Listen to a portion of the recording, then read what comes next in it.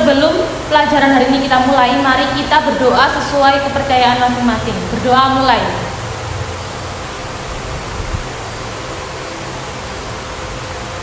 Berdoa selesai. Nah, di pagi ini kita akan mempelajari tentang materi teks eksplanasi. Ada yang tahu nggak teks eksplanasi itu apa? Nggak tahu. Tahu tapi lupa. Oh ya, nah ini ya. Teks eksplanasi yaitu teks yang berisi penjelasan tentang proses terjadinya suatu peristiwa atau fenomena yang terjadi di sekitar kita. Nah, fenomenanya tersebut dapat berupa fenomena alam, fenomena sosial, maupun fenomena budaya. Teks eksplanasi disusun berdasarkan fakta dan disajikan secara logis serta runtut, sehingga pembaca dapat memahami hubungan sebab dan akibat dari peristiwa tersebut. Next, untuk slide selanjutnya yaitu tentang tujuan utama teks eksplanasi adalah untuk memberikan informasi dan penjelasan kepada pembaca mengenai suatu peristiwa yang terjadi. Nah, selain itu, teks eksplanasi bertujuan untuk yaitu yang pertama, menjelaskan mengapa suatu peristiwa bisa terjadi. Yang kedua, menjelaskan bagaimana proses terjadinya peristiwa tersebut. Dan yang terakhir, menambah wawasan dan pengetahuan pembaca. Selanjutnya, yaitu ciri-ciri teks eksplanasi. Ada beberapa ciri khusus, yaitu antara lain yang pertama, bersifat informatif dan menjelaskan suatu peristiwa. Yang kedua yaitu disusun berdasarkan fakta, bukan opini penulis. Yang ketiga, menggunakan hubungan sebab dan akibat. Yang keempat yaitu membahas fenomena yang bersifat umum. Dan yang terakhir, menggunakan bahasa yang jelas dan baku. Selanjutnya yaitu tentang struktur. Struktur eksplanasi terdiri atas 3 bagian utama, yaitu yang pertama pernyataan umum, yang kedua itu deretan penjelas, dan yang ketiga interpretasi. Nah, yang pertama yaitu pernyataan umum. Di pernyataan umum ini bagian awal teks eksplanasi yang berfungsi untuk memperkenalkan fenomena yang akan dibahas, dan yang kedua memberikan gambaran umum kepada pembaca. Jadi pernyataan umum ini bagian awal sendiri yang penting. Dan yang kedua yaitu deretan penjelas. Nah, deretan penjelas ini merupakan bagian inti teks eksplanasi. Dan di bagian ini dijelaskan yaitu yang pertama proses terjadinya peristiwa.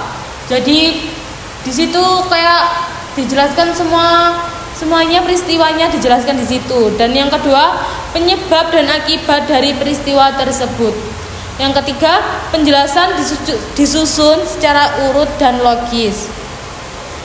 Yang terakhir itu interpretasi, yaitu bagian penutup teks eksplanasi yang berisi kesimpulan dari peristiwa yang dibahas dan tanggapan umum atau penilaian singkat. Dan bagian ini bersifat opsional, jadi tidak wajib, boleh ada atau tidak. Nah, selanjutnya yaitu tentang kaidah kebahasaan teks eksplanasi. Nah, terdapat kaidah kebahasaan antara lainnya yaitu yang pertama, konjungsi sebab akibat, seperti karena, sebab, dan akibatnya. Yang kedua yaitu konjungsi kronologis. Contohnya itu seperti kemudian, setelah itu, dan selanjutnya. Dan ada juga kata kerja pasif. Contohnya terjadi, disebabkan, dan dipengaruhi. Yang terakhir yaitu penggunaan istilah ilmiah sesuai topik. Selanjutnya ini contoh kalimat teks eksplanasinya ya. Yaitu yang pertama ini banjir disebabkan oleh curah hujan yang tinggi. Ini contoh kalimat yang sangat singkat. Yang kedua yaitu air hujan tidak teresap ke dalam tanah. Dan yang ketiga, peristiwa tersebut terjadi secara terus-menerus. Kalimat-kalimat tersebut menunjukkan penggunaan kata kerja pasif dan hubungan sebab akibat. Dan untuk kesimpulannya, Teks eksplanasi merupakan teks yang menjelaskan proses terjadinya suatu peristiwa secara logis dan berdasarkan fakta. Dengan memahami teks eksplanasi, kita dapat menjelaskan berbagai fenomena yang terjadi di sekitar kita dengan lebih jelas dan runtun. Nah, seperti itu. Apa kalian sudah paham? Atau ada yang mau ditanyakan? Yang mau tanya, boleh angkat tangan. Saya dulu. Baik Dea, mau tanya apa? Apa tujuan dari teks eksplanasi dan mengapa teks ini penting untuk dipelajari oleh siswa? Oh, ya. Jadi tujuan teks eksplanasi adalah memberikan informasi dan penjelasan mengenai mengapa dan bagaimana suatu peristiwa itu dapat terjadi.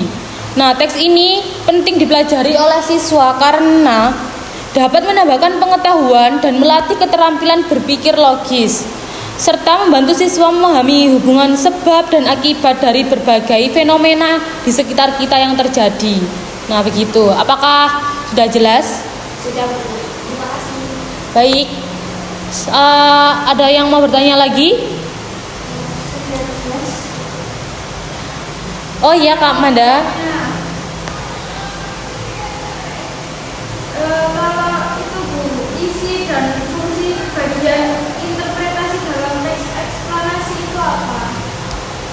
Untuk bagian interpretasi berisi kesimpulan atau penilaian umum itu di bagian akhir. Nah, kayak menjelaskan kesimpulan terhadap peristiwa yang telah dijelaskan sebelumnya. Nah, untuk fungsinya itu adalah memberikan penutup pada teks eksplanasi serta mempertegas pemahaman pembaca.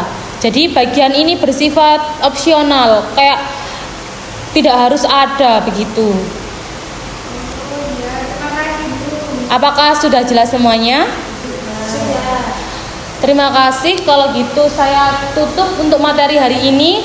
Wassalamualaikum warahmatullahi wabarakatuh. Waalaikumsalam warahmatullahi wabarakatuh.